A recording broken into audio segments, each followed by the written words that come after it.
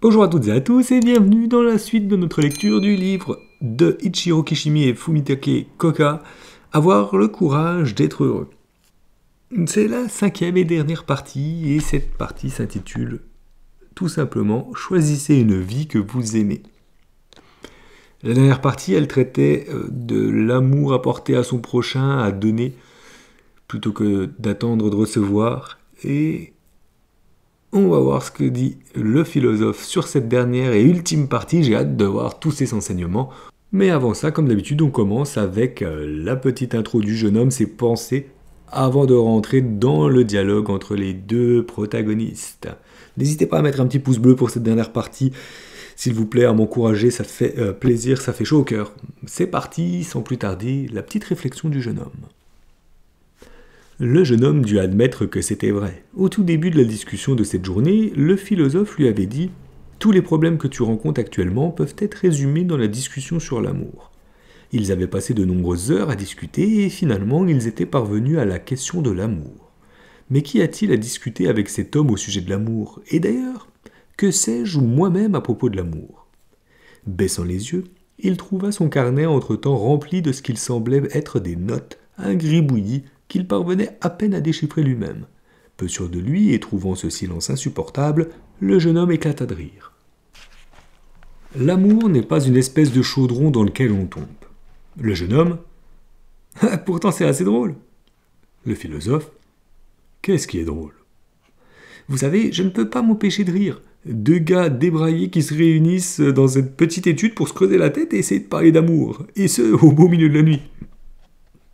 Maintenant que j'y pense, il semble en effet que ce soit une situation inhabituelle. Alors, de quoi allons-nous parler maintenant? Peut-être devrions-nous entendre l'histoire de votre premier amour? Le jeune philosophe amoureux au visage cramoisi, que va-t-il devenir? Ah, ça m'a l'air intéressant. Parler directement de romance et d'amour est gênant. Tu es jeune, et je connais bien ce désir d'être moqueur pour dissimuler ce sentiment. Tu n'es pas le seul à le faire. Beaucoup de gens se taisent lorsqu'ils sont confrontés à l'amour et se contentent de généralisations sans intérêt.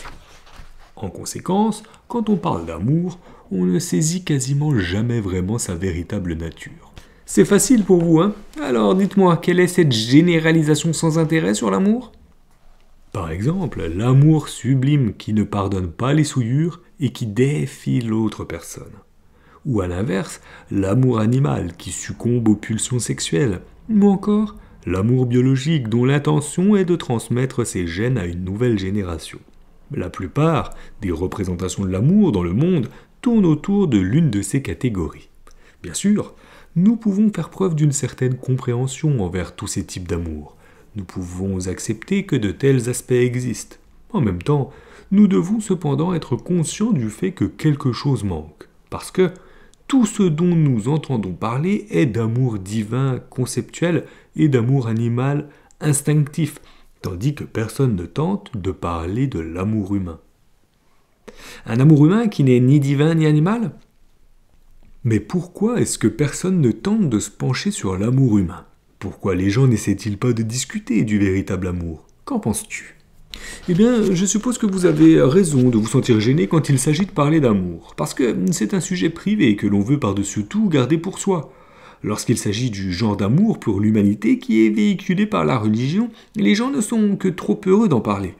Dans un sens, ce sont les affaires des autres, et de toute manière, ce n'est rien de plus qu'une théorie impraticable. En revanche, il n'est pas facile de parler de son propre amour. Parce qu'il s'agit d'un moi inextricablement impliqué? Oui, c'est aussi embarrassant que de se déshabiller et de se mettre à courir tout nu. Et il y a aussi une autre raison, le fait de tomber amoureux de quelqu'un qui est presque entièrement le résultat de l'action du subconscient. Ainsi, quoi qu'il en soit, il est un peu exagéré d'expliquer cela en utilisant un langage logique. Je suppose qu'on peut comparer cela au spectateur qui est ému en voyant une pièce de théâtre ou un film et qui ne peut pas expliquer pourquoi il pleure. Parce que si ces larmes étaient rationnelles au point de pouvoir être expliquées avec des mots, elles ne couleraient pas. Je vois. L'amour romantique est une chose dans laquelle on tombe. L'amour est une pulsion incontrôlable et nous ne pouvons que nous abandonner aux caprices de sa tempête, c'est cela? Oui, bien sûr, l'amour ne se développe pas d'une manière calculée, et ce n'est pas quelque chose qui peut être contrôlé par quiconque. C'est la raison pour laquelle des tragédies telles que Roméo et Juliette finissent par se produire. Très bien. Il me semble que ce dont tu es en train de parler est une vision de l'amour dérivée de la pensée sociale standard. Mais le philosophe nommé Adler, qui doutait de la pensée standard de la société, a donné à ce sujet un éclairage différent et a en réalité épousé des antithèses de la pensée sociale standard. Par exemple, son opinion à propos de l'amour était que l'amour n'est pas, comme le pensent certains psychologues, une fonction pure et naturelle. Et qu'est-ce que cela signifie ? En résumé, pour l'être humain, l'amour n'est ni quelque chose de déterminé par le destin, ni quelque chose qui se produit spontanément. Cela signifie que nous ne tombons pas amoureux. Mais alors qu'est-ce que c'est ? C'est quelque chose que nous construisons. N'importe qui peut tomber amoureux. Une telle chose n'est pas digne d'être appelée une tâche de la vie. C'est justement parce que nous la créons à partir de rien, par notre force de volonté, que la tâche de l'amour est difficile. Beaucoup de gens tentent de parler de l'amour sans avoir la moindre compréhension de ce principe. C'est pourquoi ils ont recours à des mots tels que destin, car ce dernier est extérieur à nos affaires humaines et d'instinct animal. Ils évitent de se concentrer directement sur la tâche qui devrait être la plus importante à leurs yeux, comme si elle était hors du champ de leur volonté ou de leurs efforts. On pourrait même dire qu'ils ne s'engagent pas à aimer. Ils ne s'engagent pas à aimer. C'est exact. C'est probablement aussi ton cas, toi qui parles de tomber amoureux. Il faut penser à l'amour humain qui n'est ni divin ni animal. D'un art d'être aimé vers un art d'aimer. Le jeune homme : je pourrais réfuter vos propos de toutes sortes de manières. Écoutez, chacun de nous a vécu l'expérience de tomber amoureux de quelqu'un. Je suis certain que vous ne faites pas exception. Si vous êtes un être humain vivant dans ce monde, vous expérimentez encore et encore cette tempête d'amour, cette impulsion irrépressible d'amour. En d'autres termes, tomber amoureux existe bel et bien. Vous reconnaîtrez ce fait, n'est-ce pas ? Le philosophe : considérons les choses de la façon suivante. Admettons qu'il y ait un appareil photo que tu rêves d'avoir. Tu es fasciné par un appareil photo réflexe à double objectif de fabrication allemande que tu as vu un jour dans la vitrine d'un magasin. Bien que tu n'aies jamais touché à cet appareil et que tu ne saches pas même comment faire la mise au point de son objectif, tu rêves de le posséder un jour. Tu l'aurais constamment avec toi et tu prendrais des photos chaque fois que tu en aurais envie. Il n'est pas nécessaire que ce soit un appareil photo. Il peut s'agir de chaussures, d'une voiture, d'un instrument de musique. Ça peut être n'importe quoi. Tu peux imaginer ce sentiment, n'est-ce pas ? Oui, je le connais bien. Eh bien, ton obsession pour cet appareil photo est tout à fait comparable à ton coup de foudre pour quelqu'un, car tu es assailli par une incessante tempête de désir. Lorsque tu fermes les yeux, son aspect apparaît et tes oreilles entendent même le son de l'obturateur. Tu es dans un tel état que rien d'autre ne peut entrer dans tes pensées. Si cela t'était arrivé pendant ton enfance, tu aurais probablement gémi et pleuré devant tes parents. Oui, certainement. Mais quand tu reçois cet appareil photo, tu te lasses de lui à peine 6 mois plus tard.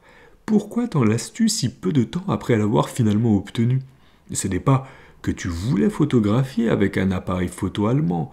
Tu voulais juste l'acquérir, le posséder et triompher. Lorsque tu parles de tomber amoureux, ce n'est guère différent de ce désir de possession ou de ce désir de triomphe. En d'autres termes, tomber amoureux de quelqu'un, c'est comme devenir obsédé par les choses matérielles. Bien sûr, l'autre partie étant un être humain vivant, il devrait être facile d'y ajouter une histoire romantique, mais fondamentalement, cela équivaut au désir de choses matérielles. Waouh, quel chef-d'œuvre ! Quel est le problème ? Mais que savez-vous des gens ? Même lorsque vous prêchez l'amour du prochain, il se dégage ce ridicule relent de nihilisme. Quel amour humain, quelle antithèse à la pensée sociale standard. Vous pouvez prendre ces idées et les jeter en pâture aux rats dans les égouts. Il y a probablement 2 points que tu as mal compris en ce qui concerne le postulat de cette discussion. Le premier est que tu te concentres sur l'histoire de Cendrillon avec ses pantoufles de verre jusqu'à ce qu'elle se marie avec le prince. Adler, quant à lui, se concentre sur leur relation après leur mariage, après le générique de fin, lorsque le film est terminé. Leur relation après le mariage ?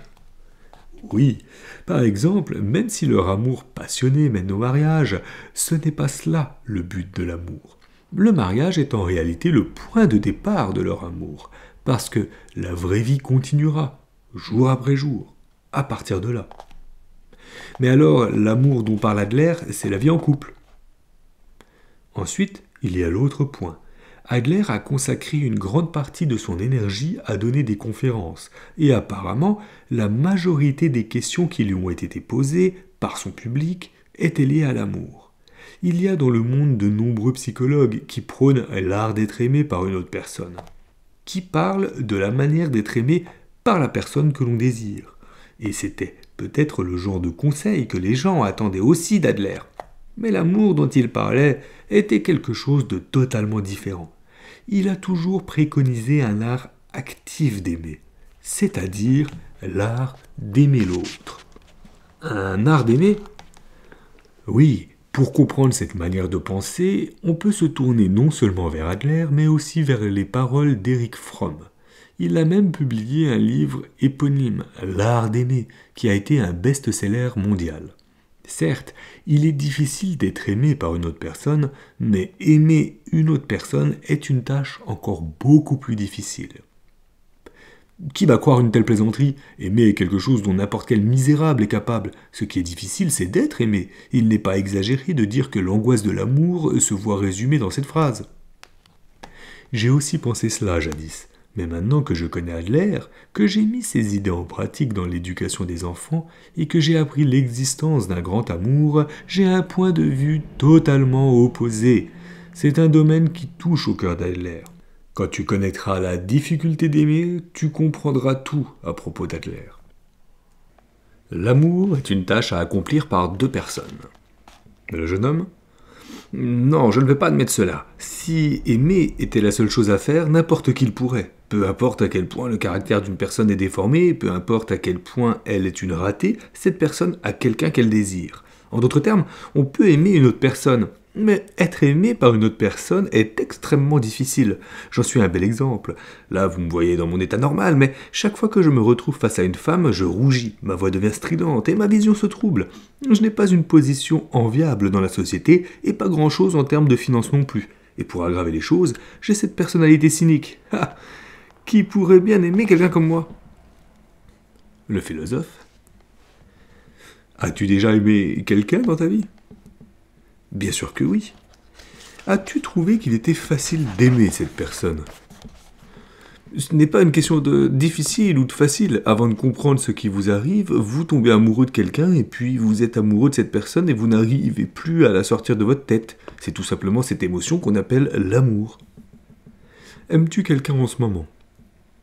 Non. Pourquoi donc ? Il est pourtant facile d'aimer, n'est-ce pas ? Bon sang, parler avec vous, c'est comme côtoyer une machine sans cœur. Il est facile d'aimer. Il ne fait aucun doute que c'est facile. En revanche, il est difficile de trouver la personne qu'on devrait aimer. C'est là le problème. Trouver la personne qu'on devrait aimer. Une fois que vous avez trouvé cette personne, la tempête de l'amour commence à faire rage en vous.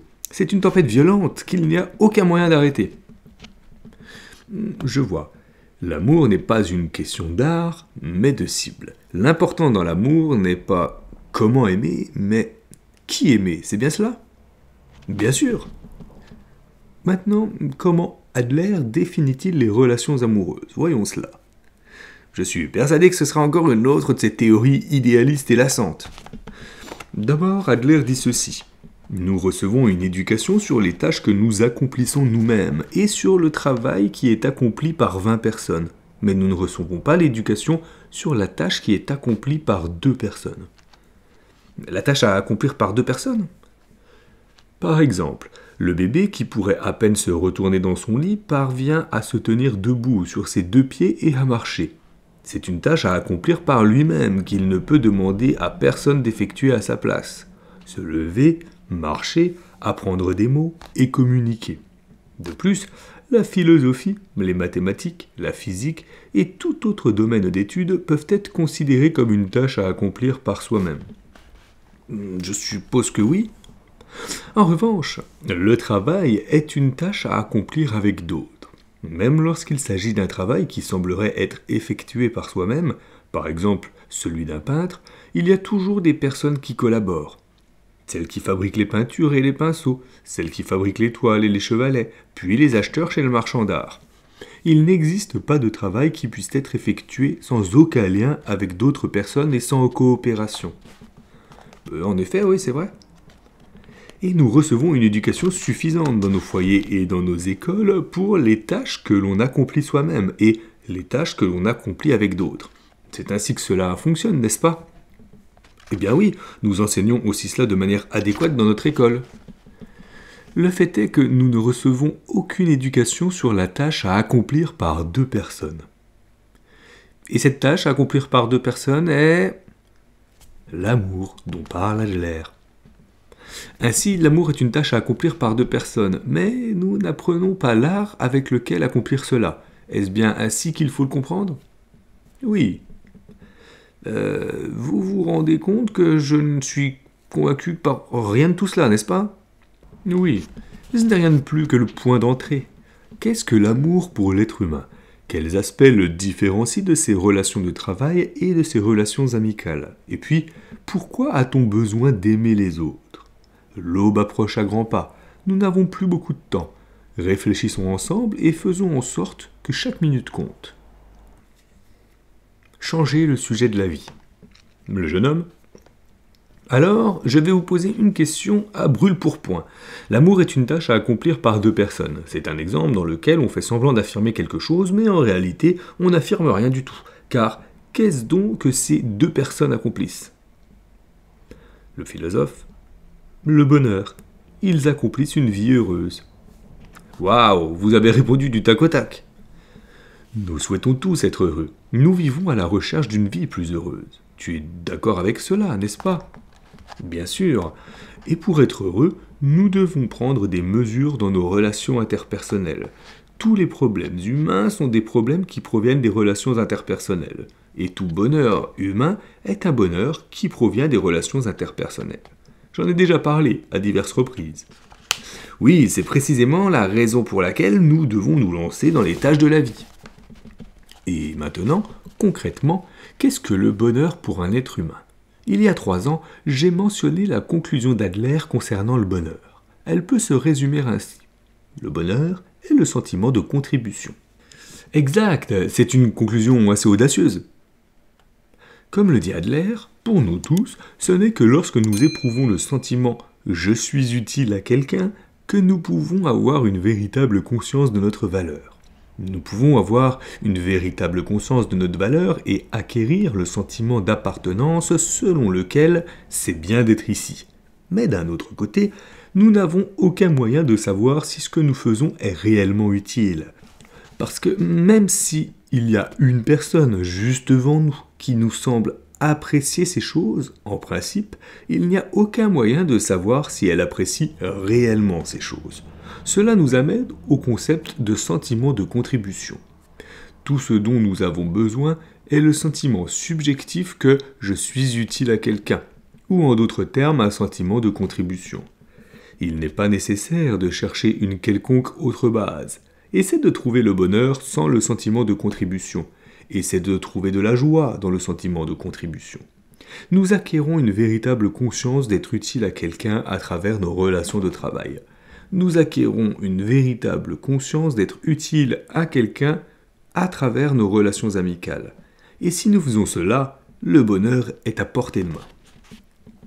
Oui, je suis d'accord, franchement, ce que vous présentez maintenant est la plus simple et la plus convaincante des différentes théories du bonheur que j'ai entendues. Et à l'inverse, c'est justement pour cela que je n'arrive pas vraiment à comprendre cet argument selon lequel on peut mener une vie heureuse grâce à l'amour.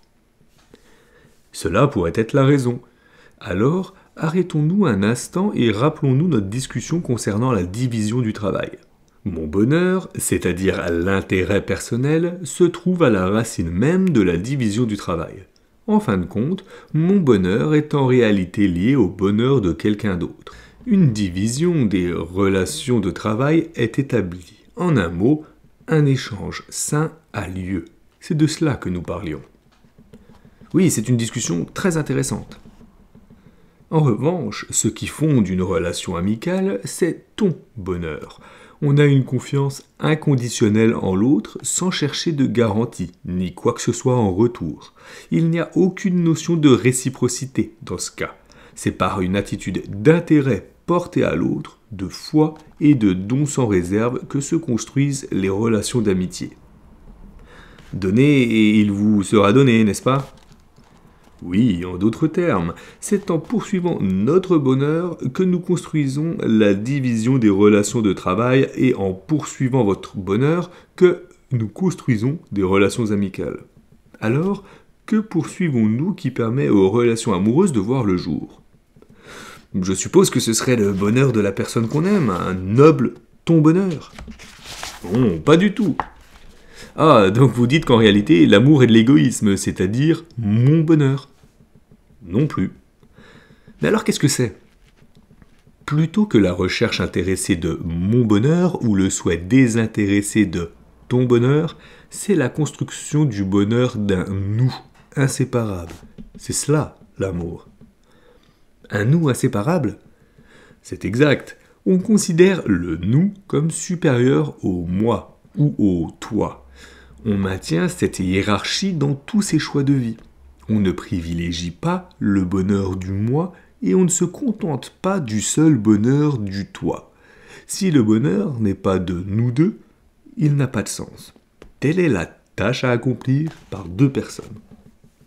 Par conséquent, il s'agit d'être intéressé par soi-même tout en étant aussi intéressé par l'autre. Non, on n'est pas intéressé par soi et on n'est pas intéressé par l'autre non plus. L'amour n'a ni intérêt personnel, ni intérêt pour autrui. Il rejette les deux. Pourquoi ? Parce que cela modifie le sujet de la vie. Le sujet de la vie ? À partir de notre naissance, nous vivons nos vies en regardant le monde avec des yeux du moi, en entendant les sons à travers les oreilles du moi et en recherchant le bonheur du moi. Il en va ainsi pour tout le monde, mais lorsqu'on connaît le véritable amour, le sujet de la vie passe de moi à nous.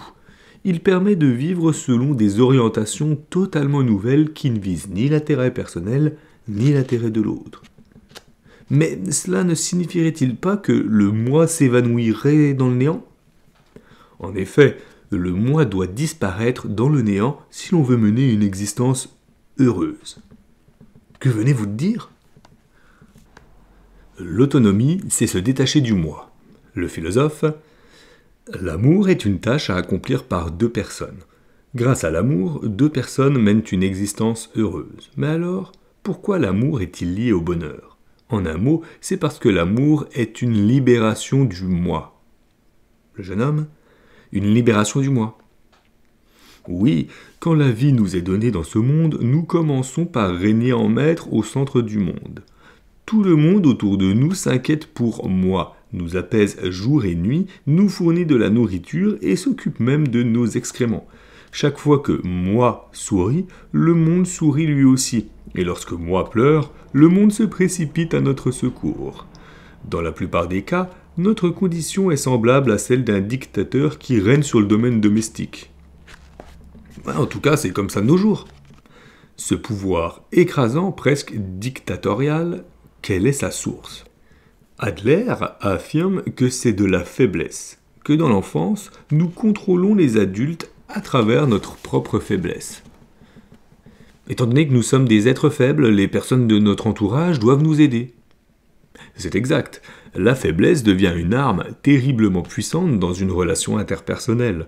Il s'agit d'une découverte cruciale à laquelle Adler est arrivé sur la base d'importantes réflexions qui ont découlé de sa pratique clinique.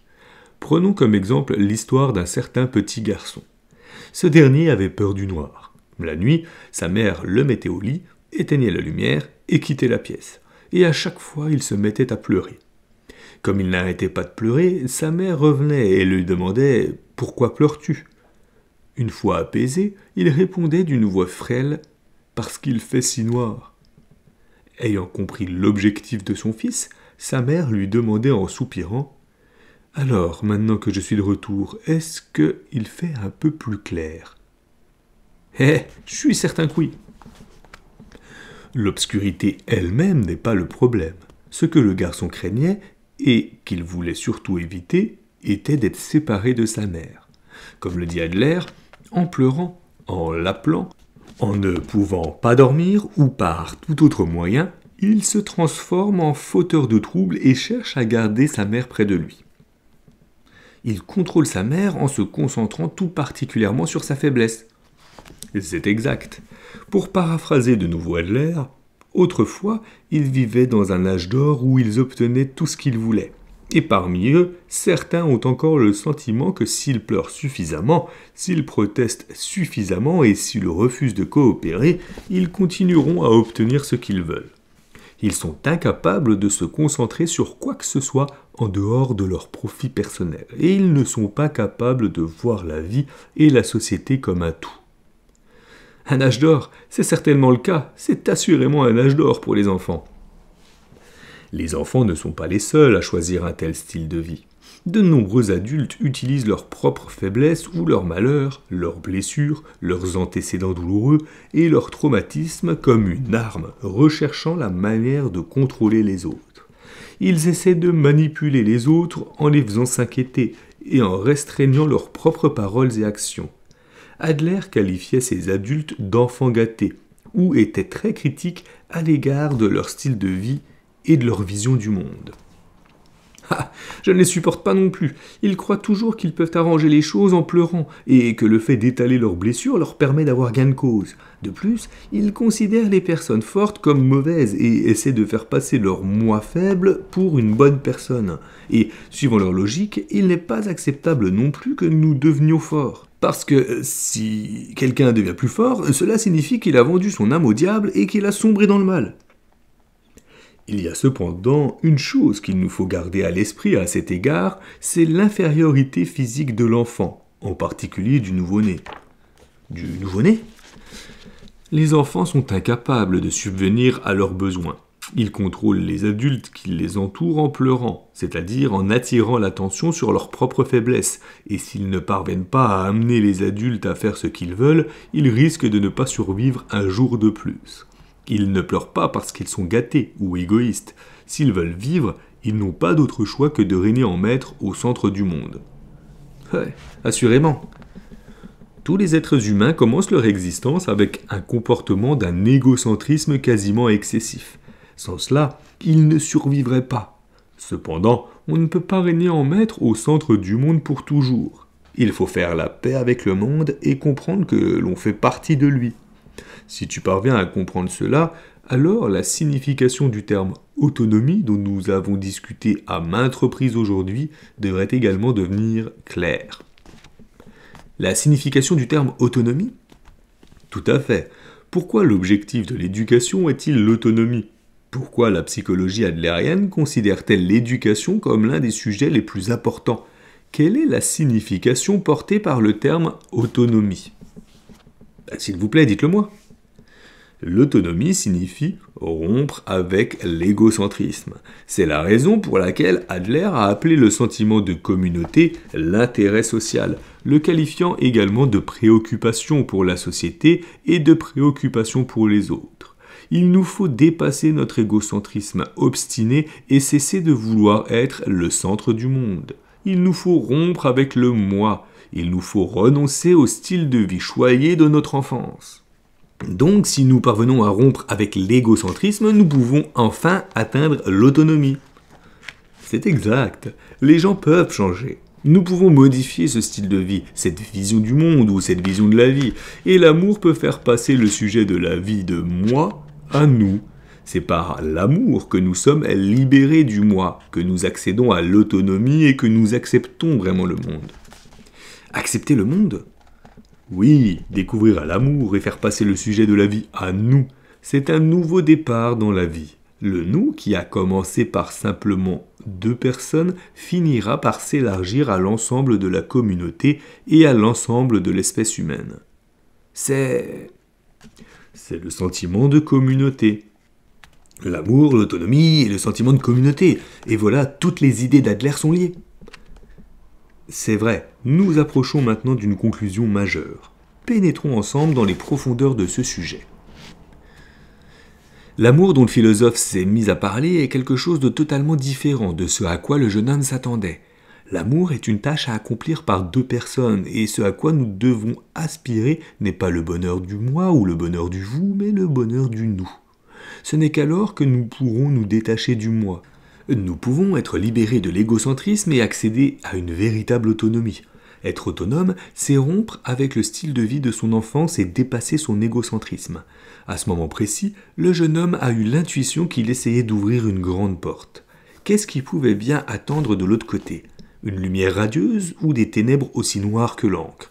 Tout ce qu'il savait avec certitude, c'est que sa main était posée sur la poignée de sa propre destinée. À qui s'adresse cet amour ? Le jeune homme ? Et jusqu'où vont ses profondeurs ? Le philosophe ? Lorsqu'on songe à la relation d'amour et à l'autonomie, la tâche impossible à éluder est celle de la relation parent-enfant. Ah, je comprends, bien sûr, bien sûr. Les nouveau-nés sont incapables de vivre par leurs propres moyens. C'est grâce au dévouement constant d'autres personnes, principalement de leur mère, qu'ils sont en mesure de subvenir à leurs besoins. Nous sommes vivants ici et maintenant parce que nous avons bénéficié de l'amour de nos mères et de nos pères et parce qu'il y a eu du dévouement. Si une personne pense « j'ai été élevé sans l'amour de personne », elle ne peut pas faire abstraction de ce fait. C'est vrai, il y a eu un amour désintéressé d'une beauté insondable. Mais si on change de point de vue, l'amour implique ici une question très gênante qui ne peut être complètement résolue avec le merveilleux lien entre parents et enfants. De quoi pourrait-il s'agir ? Peu importe à quel point nous régnions en maîtres au centre du monde pendant l'enfance, nous dépendons de nos parents pour rester en vie. Nos parents ont le pouvoir sur l'existence de ce moi, et s'ils nous abandonnent, nous mourrons. Les enfants sont assez intelligents pour comprendre cela. Et, à un certain moment, ils se rendent compte que c'est parce qu'ils sont aimés de leurs parents qu'ils peuvent continuer à vivre. Mais cela ne fait aucun doute. Et c'est précisément à ce moment-là que les enfants choisissent leur propre manière de vivre. Quel genre d'endroit est le monde dans lequel ils vivent ? Quel genre de personnes l'habitent et qu'en est-il des enfants eux-mêmes ? Quel genre de personnes sont-ils ? Ils choisissent ces attitudes envers la vie de leur propre gré. Comprends-tu ce que cela signifie ? Non, je comprends pas. Lorsque nous choisissons notre style de vie, son objectif ne peut être que de découvrir comment je peux être aimé. Nous choisissons tous un style de vie dont le but est d'être aimé, en tant que stratégie de survie directement liée à nos vies. Un style de vie dont le but est d'être aimé ? Les enfants sont des observateurs hors pair.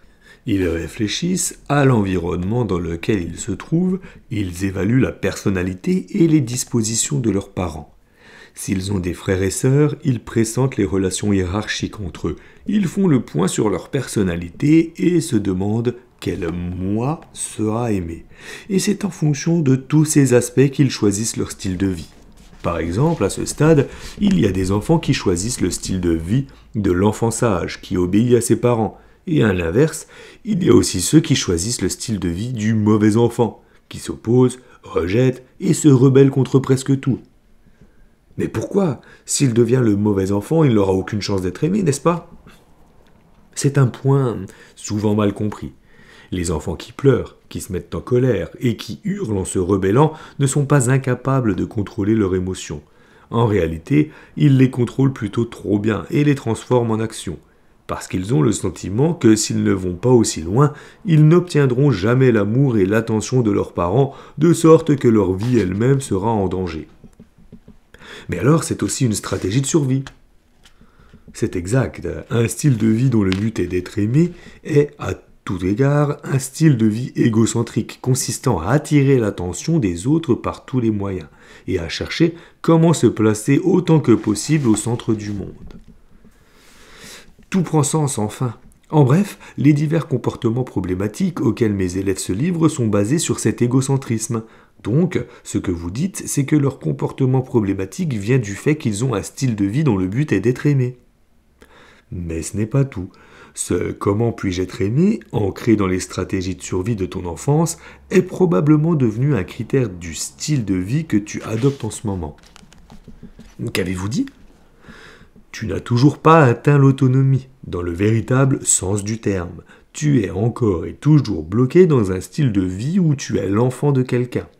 Si tu veux contribuer à l'autonomie de tes élèves et espérer devenir un véritable éducateur, il te faut d'abord être toi-même autonome.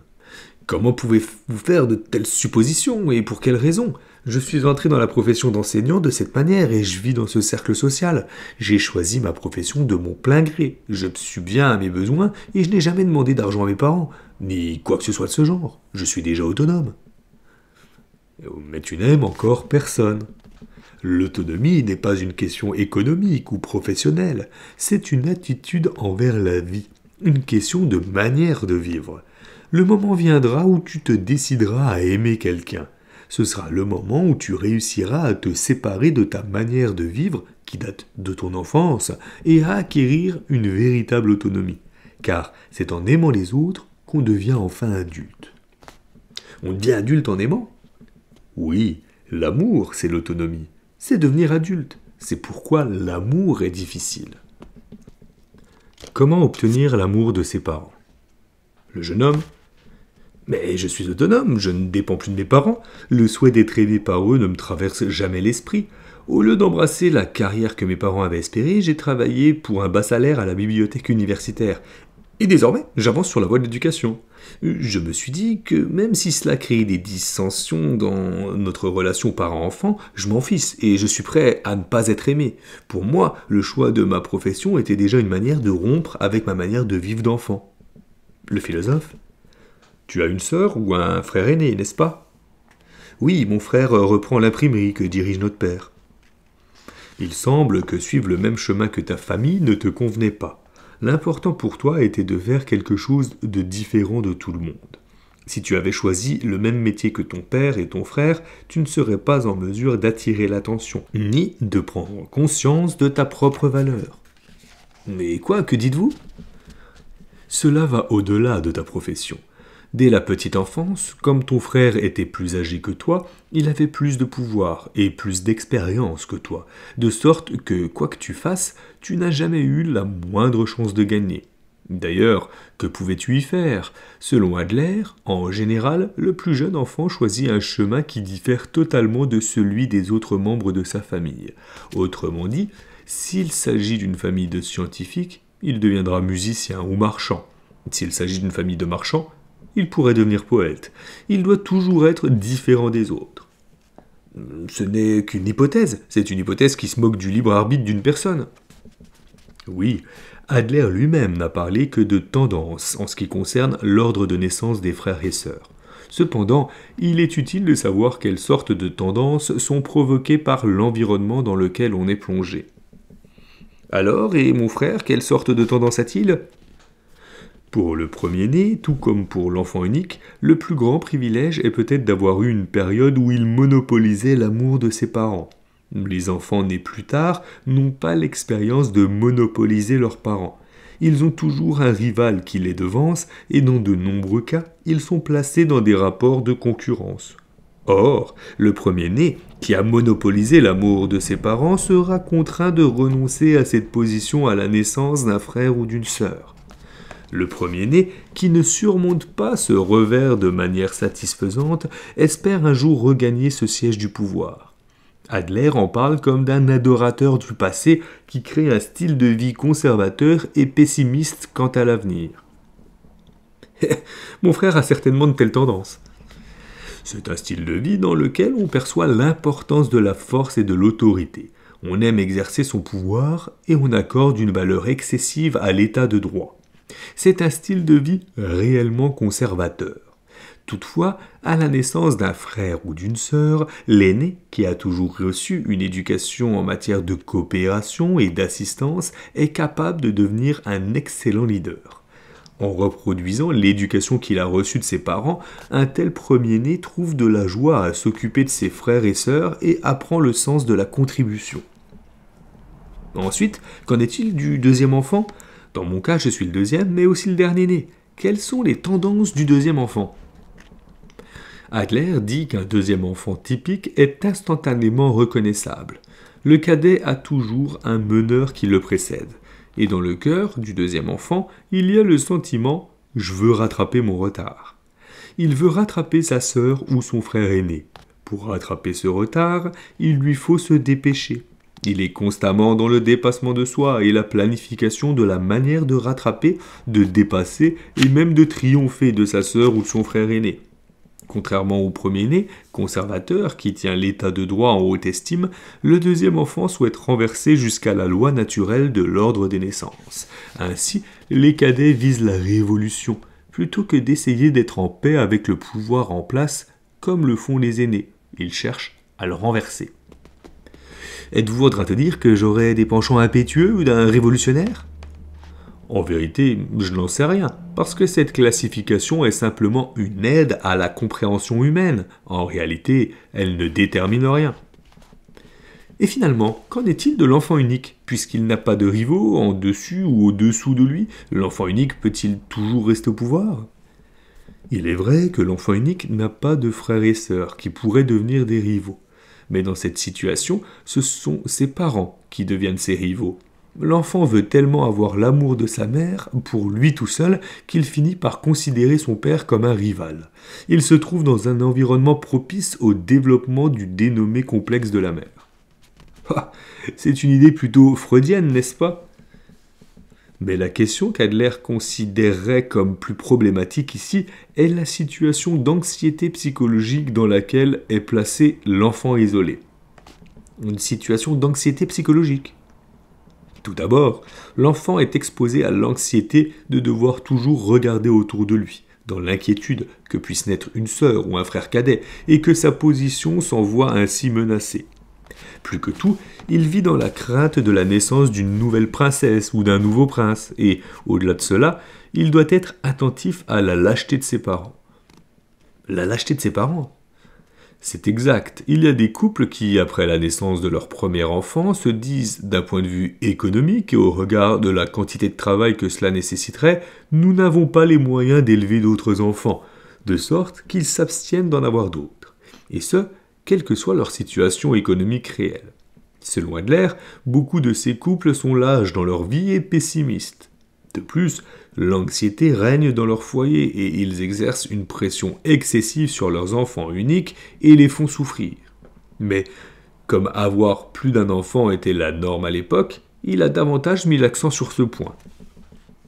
Ainsi, les parents ne parviennent pas à se contenter d'aimer leurs enfants, n'est-ce pas ?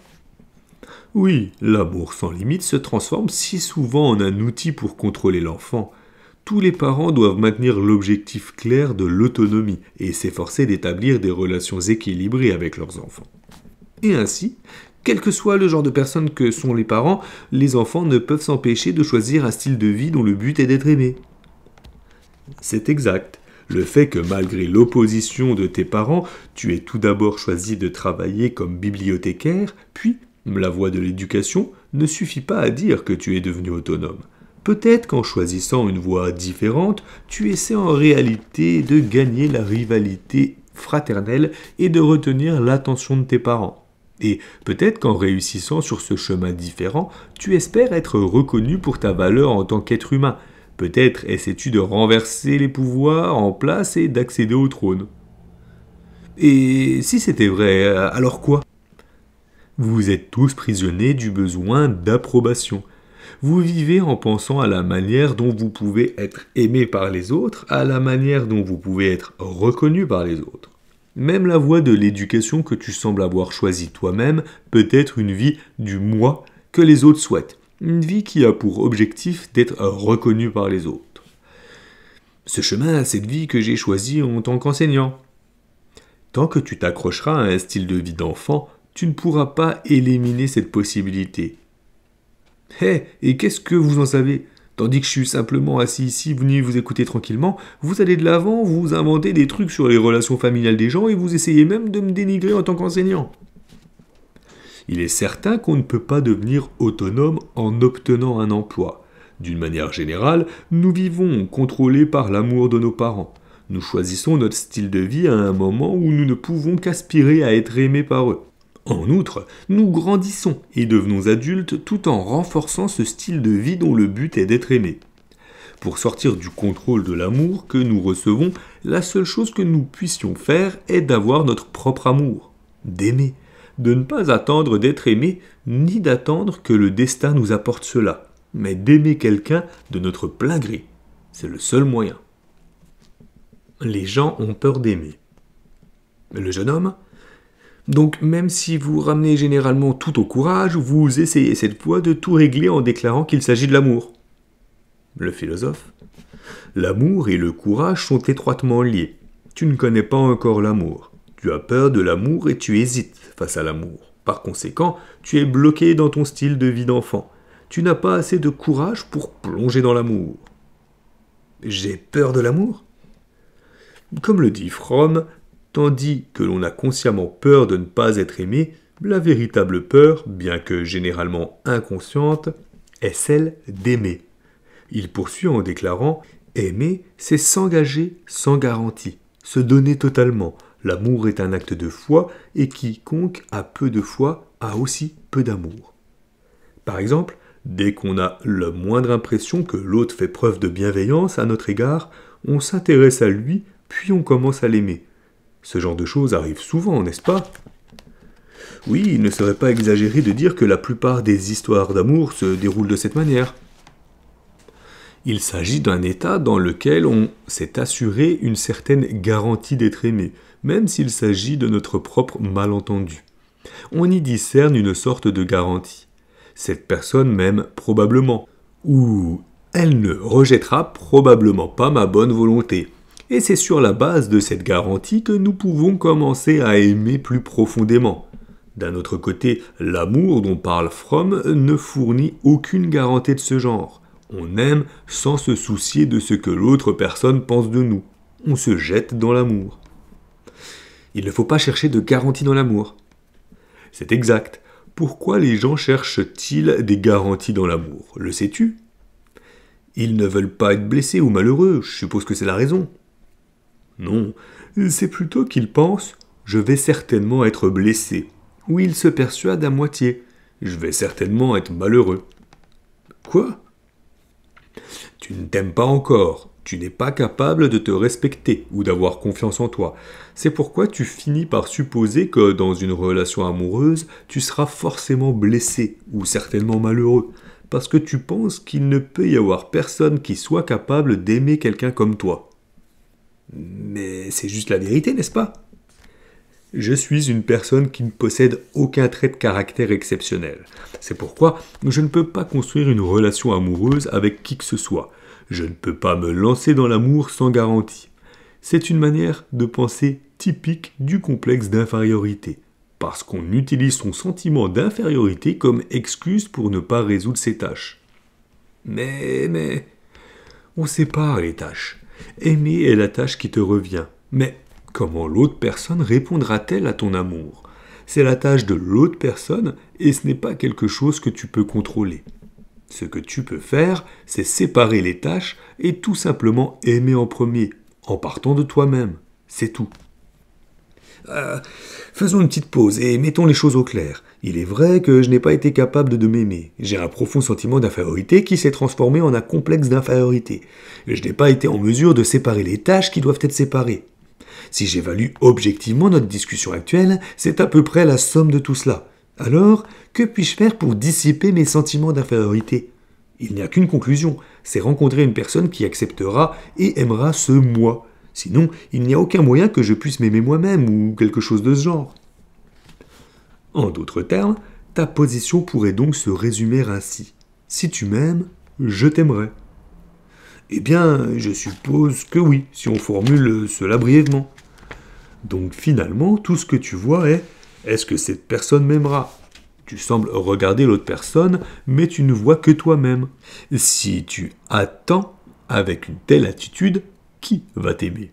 S'il y a quelqu'un qui est capable de répondre à un tel besoin égocentrique, ce seraient tes parents, parce que l'amour des parents, en particulier l'amour d'une mère, est inconditionnel. Vous croyez que vous pouvez me traiter comme un enfant ? Écoute, cet âge d'or est révolu, et le monde n'est pas ta mère. Il te faut regarder en face le style de vie de l'enfance que tu as perpétué en secret, et en créer un nouveau. N'attends pas qu'apparaisse soudain quelqu'un qui t'aime. Ah, on tourne en rond là, carrément. Il n'y a pas de partenaire prédestiné. Le philosophe. Ne restons pas immobiles et faisons un nouveau pas en avant. Au début de la journée, dans notre discussion sur l'éducation, j'ai parlé de 2 choses qu'on ne peut pas forcer. Le jeune homme. Oui, le respect et l'amour. C'est exact. Peu importe le genre de dictateur que je puisse être, je n'ai pas le pouvoir de forcer les gens à me respecter. Le seul moyen de construire une relation de respect est que le respect vienne tout d'abord de moi. C'est la seule chose que je puisse faire, quelle que soit l'attitude de l'autre personne en réponse. C'est ce dont je parlais plus tôt. Alors vous êtes en train de dire qu'il en va de même avec l'amour. Oui, l'amour ne peut pas non plus être forcé. Toutefois, vous n'avez toujours pas répondu à ma question principale. Voyez-vous, j'ai le sentiment de vouloir aimer quelqu'un. En toute sincérité, je le voudrais. Outre ma peur de l'amour, j'ai le sentiment d'avoir soif d'amour. Alors, pourquoi est-ce que je ne me lance pas dans l'amour ? C'est parce que je n'ai pas réussi à rencontrer cette personne cruciale qu'il faut aimer. Je n'ai pas pu rencontrer ma partenaire prédestinée et par conséquent, mon désir d'amour ne se réalise pas. La rencontre est le problème le plus difficile d'entre tous en matière d'amour. Ainsi, le véritable amour commence par une rencontre prédestinée ? Oui, bien sûr, parce que votre partenaire est quelqu'un à qui vous consacrez votre vie et qui change le sujet de votre vie. On ne peut pas prétendre offrir tout le soi à n'importe qui. Dans ce cas, quel genre de personne considérerais-tu comme prédestinée ? C'est-à-dire, comment saurais-tu que c'est le destin ? Je ne sais pas, je suppose que je le saurai quand ce moment viendra. C'est un territoire qui m'est inconnu. Je vois. Alors commençons par répondre avec la position de base d'Adler à ce sujet.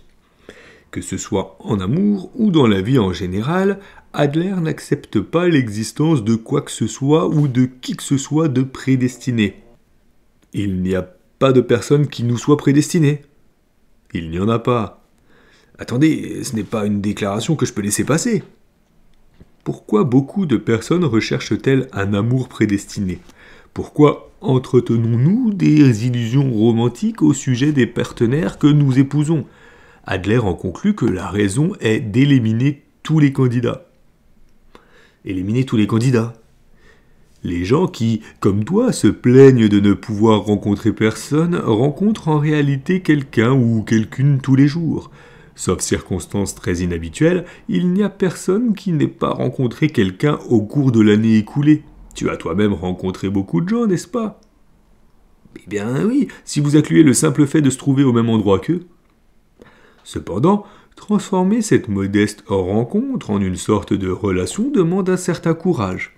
Appeler les gens, leur écrire, et ainsi de suite. Oui, c'est sûr, cela demande non seulement un certain courage, mais le plus grand des courages. Alors, que fait une personne quand elle perd le courage de se lancer dans une relation ? Elle s'accroche au fantasme d'un être prédestiné. Tout comme toi, maintenant, même s'il y a souvent quelqu'un à aimer juste en face d'elle, elle trouve toutes sortes de raisons de rejeter chaque personne et baisse les yeux en pensant « il doit y avoir un partenaire plus idéal, plus parfait, prédestiné ». Elle évite d'entrer dans des relations plus profondes et élimine unilatéralement tous les candidats. Mais absolument pas. En mettant ainsi en avant les idéaux excessifs et irréalisables, ces personnes évitent tout ce qui pourrait permettre des interactions avec des personnes réelles et vivantes. Je te prie de comprendre que c'est la vérité de ceux qui se lamentent de ne pouvoir rencontrer personne. Je fuis les relations. Et tu vis dans le domaine du possible. Tu considères le bonheur comme quelque chose qui viendra d'ailleurs. Le bonheur n'est pas encore arrivé jusqu'à moi, mais si je parviens à rencontrer la personne qui m'est prédestinée, tout ira bien. Mince, quelle fichue perspicacité que la vôtre. Je suis certain que ce n'est pas quelque chose d'agréable à entendre.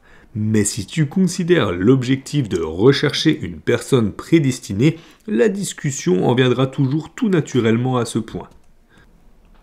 L'amour est une décision. Le jeune homme: dans ce cas, je vous écoute. S'il n'y a pas de personne prédestinée, pour quelle raison décidons-nous de nous marier ? Le mariage, c'est faire choix d'une seule et unique personne dans le monde entier, n'est-ce pas ? Vous ne dites certainement pas qu'il s'agit simplement de choisir en fonction de critères tels que l'apparence, les finances et la position sociale, n'est-ce pas? Le philosophe. Le mariage n'est pas une question de choix d'une cible. Il s'agit de choisir son style de vie. Choisir un style de vie, mais alors la cible peut être n'importe qui. En fin de compte, oui. Mais ne dites pas n'importe quoi. Qui accepterait jamais une telle déclaration? Retirez cela, retirez-la tout de suite. Je reconnais que c'est un point de vue qui rencontre beaucoup d'opposition. Mais nous sommes capables d'aimer n'importe qui. Je ne plaisante pas. Si c'est le cas, vous pourriez simplement sortir et choisir une femme qui passe dans la rue sans la moindre idée de qui elle est ou d'où elle vient et aimer cette femme et l'épouser. Si je prenais la décision de le faire. La décision? Bien sûr, il y a beaucoup de gens qui ont ressenti le destin en rencontrant quelqu'un et qui ont décidé de se marier en fonction de cette intuition. Mais ce n'est pas un destin préétabli, c'est seulement que l'on a décidé de croire que c'était le destin. Comme l'a souligné Fromm, aimer quelqu'un n'est pas simplement une émotion intense. C'est une décision, c'est un jugement, c'est une promesse.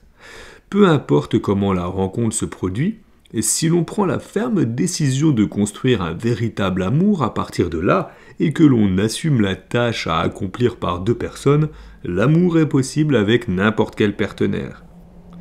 Vous rendez-vous compte? Vous voilà en train de cracher sur votre propre mariage. Vous dites « Ma femme n'était pas la personne prédestinée pour moi, et n'importe qui aurait pu être ma partenaire. » Seriez-vous disposé à déclarer cela devant votre famille? Si oui, vous êtes un nihiliste forcené. Ce n'est pas du nihilisme, mais du réalisme. La psychologie adlérienne nie tout déterminisme et rejette le fatalisme. Il n'y a pas de personne prédestinée, ni quoi que ce soit de ce genre pour nous, et il ne faut pas attendre qu'une telle personne apparaisse. Le fait d'avoir attendu n'y changera rien. Je n'ai pas l'intention de céder sur ce principe. Cependant, lorsqu'on songe aux nombreuses années que l'on a partagées avec son partenaire, on peut ressentir la présence de quelque chose de prédestiné. Dans ce cas, le destin n'est pas une chose prédéterminée. Ce n'est pas non plus quelque chose qui nous tombe dessus par hasard, c'est quelque chose qui a été construit par l'effort de deux personnes. Que voulez-vous dire? Je suis certain que tu l'as déjà compris. Le destin est quelque chose que nous créons de nos propres mains. Nous ne devons pas devenir les serviteurs du destin, mais être les maîtres de nos destins. Plutôt que de rechercher une personne prédestinée, nous construisons des relations d'un genre qui pourrait être qualifié de prédestiné. Mais concrètement, que faut-il faire selon vous? On danse, sans penser à un avenir qu'on pourrait ne jamais comprendre ou à un destin qui pourrait ne jamais exister, on s'engage simplement dans une danse du maintenant avec le partenaire que l'on a devant soi. Adler a recommandé la danse à de nombreuses personnes, y compris à des enfants, comme un passe-temps de deux êtres humains participant à un travail coopératif. L'amour et le mariage s'apparentent en effet à la danse que deux personnes exécutent ensemble. Sans jamais penser où chacun aimerait aller, elles se prennent par la main et, regardant droit vers le bonheur du jour qui est aujourd'hui, en ce moment précis qu'on appelle maintenant, elles continuent à danser en rond. Les gens parleront des empreintes de la longue danse que vous avez créée tous les deux comme du destin. L'amour et le mariage sont la danse que deux personnes exécutent ensemble. Tu te tiens actuellement au bord de la piste de danse de ta vie, et tu ne fais que regarder les gens danser. Tu pars du principe qu'il n'y a probablement personne qui danserait avec quelqu'un comme moi, alors que dans ton cœur, tu attends avec impatience que la personne qui t'est prédestinée te tende la main. Tu fais tout ce que tu peux pour te supporter et te protéger afin de ne pas te sentir plus malheureux que tu ne l'es déjà et de ne pas commencer à te détester. Il y a une chose que tu devrais faire. Prendre la main de la personne à côté de toi et essayer d'exécuter la meilleure danse possible à ce moment-là. Ton destin commencera à partir de là. Refaites le choix de votre style de vie. Le jeune homme, le type qui se tient au bord de la piste de danse et qui regarde. Comme d'habitude, vous traitez les gens comme s'ils étaient de vulgaires chiffons. Le fait est que j'ai essayé d'exécuter la danse, bien sûr. En réalité, j'ai essayé de danser. Je veux dire par là que j'ai eu quelqu'un qu'on pourrait appeler une amante. Le philosophe. Oui, j'en suis certain. Mais ce n'était pas le genre de relation qui aurait pu mener à un mariage. Pour moi comme pour elle, nous n'étions pas ensemble pour nous aimer. Nous voulions juste pouvoir dire que j'étais son petit ami et qu'elle était ma petite amie. Nous nous rendions bien compte que tous les deux c'était une relation qui prendrait fin à un certain moment. Nous n'avons jamais parlé de notre avenir ensemble, encore moins de nous marier. Ce fut une relation passagère. Nous avons de telles relations pendant notre jeunesse. De plus, j'ai considéré cela comme un compromis dès le départ. Je me suis dit, j'aurai plusieurs critiques à formuler, mais je ne suis pas en mesure de viser plus haut. Avec elle, je vivrai selon mes moyens. Je pense qu'elle m'a probablement choisi pour le même genre de raison. Eh bien, en y réfléchissant maintenant, c'est une manière de penser assez embarrassante, même s'il était vrai que je ne pouvais pas viser plus haut. C'est une grande chose que tu aies été capable d'affronter ce sentiment. Alors je voudrais vraiment vous demander ceci. Qu'est-ce qui vous a décidé à vous marier ? Aucun être prédestiné ni quoi que ce soit de ce genre n'existe, et on n'a aucune idée de ce qui va nous arriver dans le futur. Il y a toujours la possibilité de rencontrer quelqu'un de plus attirant. Si nous nous marions, cette possibilité disparaît. Mais alors, comment pouvons-nous, en fait, je veux dire vous, comment avez-vous décidé de vous marier avec cette personne et non pas une autre ? Je voulais être heureux. Pardon ? Si j'aimais cette personne, j'allais être plus heureux. C'est ce que je pensais. En y songeant maintenant, je me rends compte que c'était une mentalité de recherche d'un autre bonheur qui allait au-delà de mon bonheur. Cependant, je ne connaissais pas Adler à cette époque et je n'avais jamais réfléchi à l'amour et au mariage. Je voulais simplement être heureux. C'est tout. Eh bien, moi aussi, tout le monde se met en couple dans l'espoir d'être heureux, mais c'est sûrement bien différent du mariage. Mais ton espoir n'était pas d'être heureux, n'est-ce pas ? C'était simplement le désir que les choses soient plus faciles. Quoi ? L'attente d'une relation amoureuse n'est pas dénuée de difficultés. La responsabilité que l'on doit assumer est grande, et des choses douloureuses et des épreuves imprévisibles peuvent survenir. Sera-t-on capable d'aimer face à cela ? A-t-on la détermination, quels que soient les problèmes qui surviennent, d'aimer cette personne et de marcher à ses côtés ? Peut-on faire de ce sentiment une promesse ? La responsabilité et de l'amour. Imaginons par exemple une personne qui déclare « j'aime les fleurs », mais qui les laisse faner. Elle oublie de les arroser, ne pense pas à les transplanter dans un pot différent ou à ajuster la quantité de lumière, se contentant de poser le pot de fleurs dans un endroit où elles sont mises en valeur. Certes, cette personne aime probablement regarder les fleurs, mais on ne peut pas dire qu'elle aime les fleurs. L'amour est une approche plus engagée que cela. Il en va de même pour toi. Tu évitais les responsabilités qui devraient incomber à celui qui aime. Tu as juste dévoré le fruit de ta passion sans arroser les fleurs ni planter les graines. C'est véritablement un amour éphémère et hédoniste. Je sais cela, je ne l'aimais pas, j'ai juste profité de ses bonnes intentions. Ce n'est pas que tu ne l'aimais pas, tu ne savais pas ce qu'était que d'aimer. Si tu l'avais su, je suis certain que tu aurais pu construire une relation de destin avec cette femme. Avec elle, j'aurais pu avec elle ? Comme l'a dit Fromm, l'amour est un acte de foi, et quiconque a peu de foi a aussi peu d'amour. À la place de cette foi, Adler utiliserait le mot courage. Tu avais peu de courage. C'est pourquoi tu n'as pas été capable d'aimer qu'un peu. N'ayant pas le courage d'aimer, tu as tenté de perpétuer le style de vie de ton enfance, le style de vie dont le but est d'être aimé. C'est tout. Avoir le courage d'aimer, elle et moi, nous aurions pu... Oui, le courage d'aimer, c'est-à-dire le courage d'être heureux. Vous prétendez que si à ce moment-là, j'avais eu le courage d'être heureux, j'aurais pu l'aimer et affronter la tâche à accomplir par deux personnes. Et tu aurais atteint l'autonomie. Non, je ne comprends pas. Est-ce que c'est juste l'amour est tout ? L'amour est tout ? L'amour est-il vraiment l'unique moyen de trouver le bonheur ? L'amour est tout. La personne qui vit en voulant une vie facile ou en recherchant la voie de la facilité peut trouver des plaisirs éphémères, mais non pas le véritable bonheur. C'est seulement en aimant une autre personne que nous sommes libérés de l'égocentrisme. Ce n'est qu'en aimant une autre personne que nous pouvons atteindre l'autonomie. Et ce n'est qu'en aimant une personne que nous parvenons au sentiment de communauté. Mais n'avez-vous pas déclaré avant cela que le bonheur est un sentiment de contribution et que si l'on éprouve un sentiment de contribution, on peut trouver le bonheur ? Était-ce donc un mensonge? Et ce n'est pas un mensonge. Il s'agit ici de la manière d'éprouver un sentiment de contribution, ou plutôt de la manière dont on vit.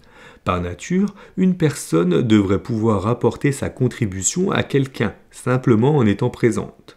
On apporte déjà une contribution par son être, et non pas par des actes visibles. Il n'est pas nécessaire de faire quoi que ce soit de particulier. C'est un mensonge, il n'y a aucun moyen de vraiment ressentir une telle chose. C'est parce que tu vis avec le moi comme sujet. Lorsque tu connaîtras l'amour et que tu vivras avec le nous comme sujet, cela changera.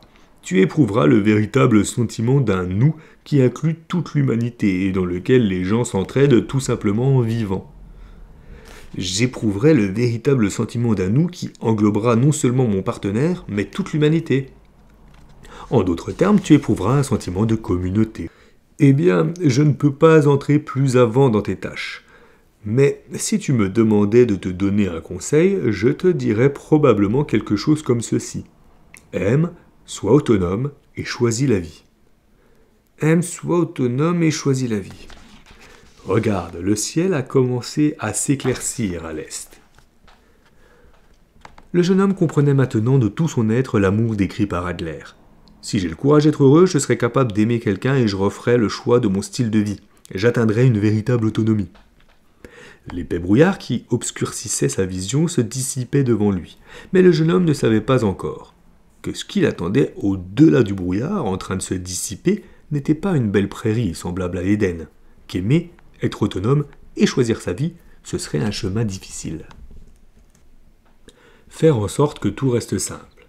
Le jeune homme, c'est une sacrée conclusion. Le philosophe, finissons-en ici et faisons de ce soir notre dernière réunion. Hein? Cette étude n'est pas un endroit où des jeunes comme toi reviennent continuellement. Et plus important encore, tu es un enseignant. L'endroit où tu devrais être est dans ta salle de classe. Et les camarades avec lesquels tu devrais parler sont les enfants qui vivront dans le futur. Mais je n'ai pas encore tout compris. Si on s'arrête ici, je vais certainement me garer, parce que je ne suis pas encore arrivé à l'escalier d'Adler. C'est vrai que tu n'as pas commencé à gravir l'escalier, mais tu es arrivé au point où tu as posé un pied sur la première marche. Il y a 3 ans, j'ai dit, le monde est simple, et la vie est simple également. Et maintenant que nous avons terminé notre discussion d'aujourd'hui, je vais la compléter par quelques mots supplémentaires. Et quels sont ces mots ? Que le monde est simple, et la vie également, mais aussi qu'il est difficile de maintenir cette simplicité. C'est là que le passage des jours anodins devient notre épreuve. Ah! Connaître Adler, être d'accord avec Adler et accepter Adler ne suffisent pas pour changer sa vie. Les gens disent souvent que la première étape est cruciale, que tout ira bien si tu la franchis. Et bien sûr, il est vrai que le plus grand pivot est le premier pas. Cependant, dans la vraie vie, les épreuves des jours anodins ne commencent qu'après avoir franchi cette première étape. Ce qui est vraiment mis à l'épreuve, c'est le courage de continuer à avancer sur son chemin, comme dans la philosophie. C'est vraiment le cas, ce sont vraiment ces jours-là qui constituent une épreuve. Tu vas probablement entrer en conflit avec Adler à de multiples reprises. Tu seras assailli par des doutes. Tu voudras peut-être arrêter de marcher et tu seras peut-être fatigué d'aimer et de vouloir rechercher une vie où tu seras aimé. Et tu voudras peut-être revenir dans cette étude. Mais à ce moment-là, s'il te plaît, parle avec les enfants, avec tes semblables, qui vivront dans cette ère à venir. Et si tu en es capable, plutôt que d'hériter simplement des idées d'Adler telles qu'elles sont, efforce-toi de les mettre à jour toi-même. Nous devrions mettre Adler à jour.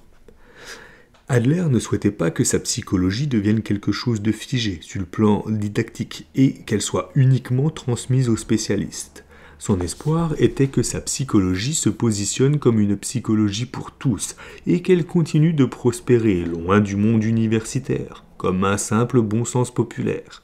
Nous ne sommes pas une religion basée sur des écritures éternelles, et Adler n'est pas notre fondateur sacré, mais un philosophe qui a existé au même niveau que nous.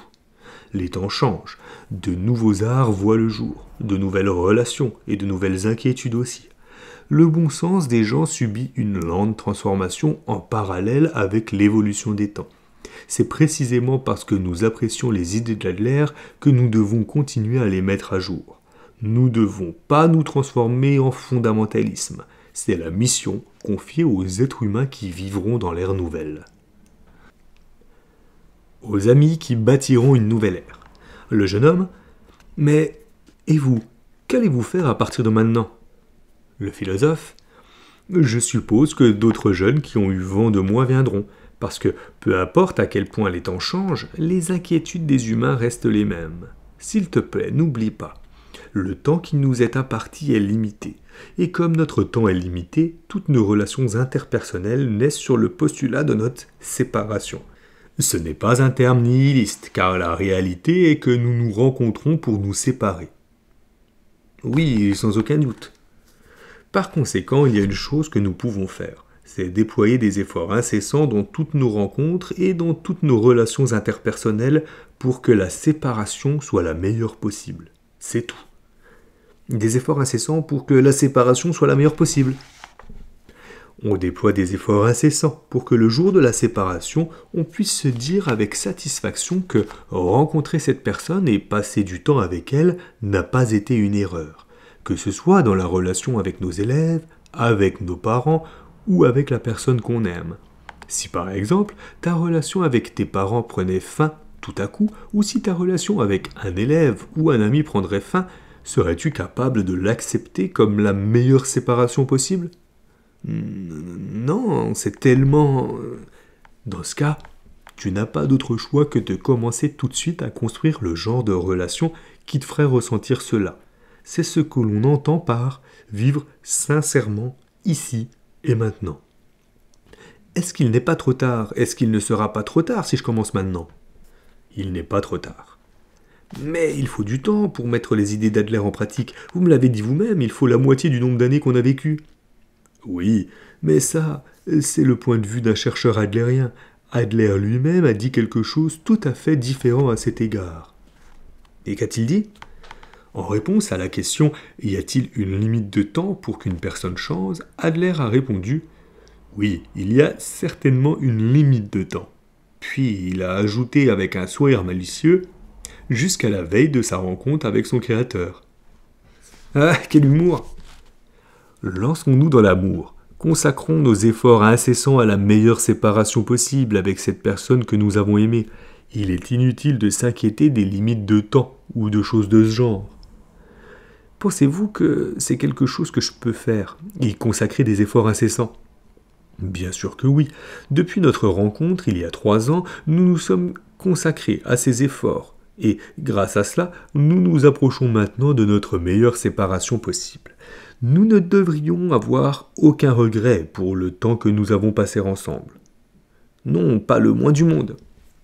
Je suis fier que nous puissions nous quitter tout en ayant une sensation aussi stimulante. Pour moi, tu es le meilleur ami possible. Merci beaucoup. Oh, bien sûr, moi aussi, je suis reconnaissant. Je suis reconnaissant d'entendre cela, vraiment. Mais je ne suis pas certain d'être digne de ces mots. Est-il vraiment nécessaire de nous séparer pour toujours ici? Ne pourrons-nous jamais nous revoir? C'est ton indépendance, ton autonomie en tant que passionné de sagesse, c'est-à-dire en tant que philosophe. Ne l'ai-je pas dit il y a 3 ans que les réponses ne doivent pas être quelque chose que l'on obtient de quelqu'un d'autre, mais quelque chose à quoi on arrive par soi-même. Tu es prêt à le faire. Mon indépendance vis-à-vis de vous. J'ai acquis un grand espoir aujourd'hui. Tes élèves obtiendront leur diplôme, ils aimeront quelqu'un un jour, ils seront autonomes et deviendront de vrais adultes. Et un jour, il y aura des dizaines, voire des centaines de tels élèves, et peut-être que les temps rattraperont Adler. C'est bien l'objectif que j'avais en tête il y a 3 ans, lorsque je me suis engagé sur la voie de l'éducation. Tu es celui qui construira ce futur, il n'y a pas à hésiter. Tu ne peux pas voir l'avenir car il recèle des possibilités infinies. Nous ne pouvons pas voir l'avenir et c'est précisément la raison pour laquelle nous pouvons devenir les maîtres de nos destinées. C'est vrai, je ne vois rien devant moi, rien du tout, c'est presque rafraîchissant. Je n'ai jamais accepté de disciple et dans toutes mes interactions avec toi, j'ai fait très attention à ne pas te considérer comme tel. Mais maintenant que je t'ai transmis tout ce qui devait être transmis, j'ai le sentiment d'avoir enfin compris quelque chose. Et de quoi s'agit-il ? Ce que je cherchais, ce n'était pas des disciples ou des successeurs, mais un compagnon de route. Tu m'encourageras probablement dans mon cheminement, en tant qu'irremplaçable compagnon de route qui défend les mêmes idéaux que moi. Désormais, où que tu sois, je suis certain que je continuerai à sentir ta présence à mes côtés. Oui, je marcherai à côté de vous, toujours. Eh bien, il est temps de relever la tête et de retourner en classe. Les élèves attendent, et une nouvelle ère vous attend tous. Le cabinet du philosophe, séparé du monde extérieur, à un pas de cette porte, le chaos m'attend, le brouhaha discorde et l'interminable vie quotidienne m'attendent. Le monde est simple et la vie aussi, mais il est difficile de faire simple, et c'est là que le passage des jours devient l'épreuve de chacun. C'est vrai, il n'y a pas deux manières d'aborder ce sujet, mais quoi qu'il en soit, je vais me jeter à nouveau dans le chaos, parce que mes semblables, mes élèves, vivent au milieu d'un vaste chaos, parce que c'est l'endroit où je vis. Le jeune homme prit une profonde inspiration, et avec une détermination farouche, ouvrit la porte. Notre lecture touche à sa fin, c'est la fin de ce livre « Avoir le courage d'être heureux » de Ichiro Kishimi et Fumitake Koga. J'espère qu'elle vous aura plu, qu'elle vous a rapporté beaucoup d'enseignements. Il y a eu beaucoup d'infos, donc je pense que c'est quelque chose qu'on peut réécouter de temps en temps pour se les imprégner à nouveau. Qu'est-ce qui vous a le plus marqué? Qu'est-ce qui vous a le plus plu? N'hésitez pas à me le dire en commentaire. Moi, si je devais finir sur cet épisode, du coup, dans la dernière lecture, ce chapitre 5, ça confirme un peu, même lui il le dit, il faut que je pense que cette philosophie soit mise à jour de temps en temps, parce que il y a des choses qui sont peut-être plus en cohérence avec le monde actuel. Je sais pas, quand il dit par exemple qu'avoir un seul enfant c'est égoïste parce qu'on pense qu'on n'a pas assez les moyens ou l'amour nécessaire pour en avoir d'autres. C'est vrai qu'aujourd'hui, si on a du mal à assumer un enfant, en avoir un deuxième et les délaisser, je sais pas si c'est une bonne idée, mais effectivement c'est ce qu'il semble dire. Puis il y a également d'autres choses qui ne soulignent pas, mais parfois on ne peut avoir qu'un enfant, on a déjà du mal à en avoir un deuxième sans passer par la médecine, on n'y arrive pas, enfin ou des choses comme ça. Mais sinon, après c'est mon avis, effectivement, il est différent pour tout le monde. Je pense qu'il a raison quand il dit qu'il faut avoir le courage d'être heureux. Ce n'est pas simple, mais on n'a qu'une vie déjà, donc faut arrêter de se prendre la tête et puis essayer de la vivre pleinement, avoir le courage de dire les choses quand on veut les dire, ne pas rentrer dans des situations où on s'écrase devant quelqu'un parce que cette personne nous impressionne ou quoi que ça soit hiérarchiquement parlant ou physiquement parlant. Je suis vraiment convaincu qu'une relation une relation horizontale, comme il parlait dans le premier épisode, le premier livre, c'est vraiment la base de tout. Si tout le monde s'écoutait, s'entendait, s'aidait, eh bien tout se passerait bien. Mais ce n'est pas donné à tout le monde. Il faut écouter son prochain, le respecter tel qu'il est, même si c'est contre nous, nos propres valeurs. En fait, cette personne a ses valeurs et il faut les respecter. C'est comme ça, on ne peut pas forcer les gens à nous ressembler ou à se transformer pour être mieux parce que ça veut dire qu'on se sentirait plus fort qu'elle, alors que non, personne pour être meilleur qu'une autre personne. On est tous égaux. Donc il ne faut pas prendre les gens de haut, ça ne sert à rien du tout, à part prendre les gens de haut. Pour moi, je pense que c'est quelqu'un qui a un complexe d'infériorité et qui a besoin de se sentir fort, de se montrer, de se sentir puissant, de montrer qu'il a de la puissance, que ce soit par l'argent ou le charisme ou n'importe quoi. Mais il y en a, vraiment, ils en jouent et je pense que ça cache quelque chose. Donc, soyez naturel, soyez respectable, respectez. C'est le principal et ne jugez personne, on est tous pareils. Sur ces bonnes paroles, je vous laisse, j'espère que la lecture vous aura plu. Prochaine lecture d'un livre qui m'a été suggéré par une abonnée dans les commentaires. J'espère que ça lui plaira, et j'espère que ça vous plaira à tous. Je le reçois bientôt le livre, donc je vous dis à très vite pour la prochaine lecture et je vous souhaite à toutes et à tous une bonne journée, une bonne soirée, une bonne nuit si tel est le cas. Ciao.